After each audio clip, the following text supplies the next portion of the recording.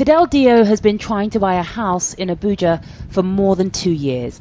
When he found a place he liked, he discovered that getting a mortgage was going to be difficult. When it got to time to negotiate the whole payment process or the mortgage process, I discovered to my shock I couldn't afford it.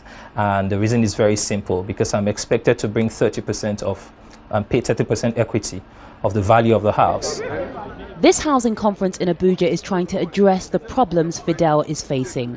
Millions of Nigerians like him want to own the homes they live in, but they can't afford to pay 30% of the asking price up front like Fidel.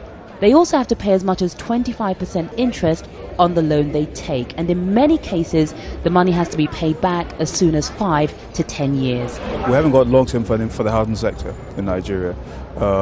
That's one thing we need to address, provide long-term funding. Second is also to make houses affordable, you have to have areas where there's infrastructure. Third is our land tenure laws. The land laws in Nigeria are not very friendly towards property transactions. This means that to buy a house in Nigeria, you pretty much have to be rich. The 36 four-bedroom houses being built at this development will cost nearly $600,000 each to buy, when the average income in Nigeria is just over $1,000 a year. Cheaper houses are not being built because banks won't finance them. That means 16 million homes need to be built in Nigeria just to meet demand, but only 50,000 are being constructed each year. The government says it's trying to deal with the problem, but insists it's not its responsibility to build houses.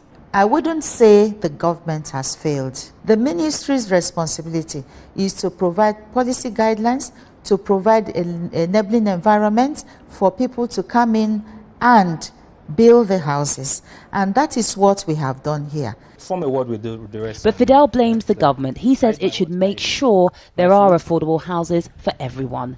Yvonne Dege, Al Jazeera, Abuja, Nigeria.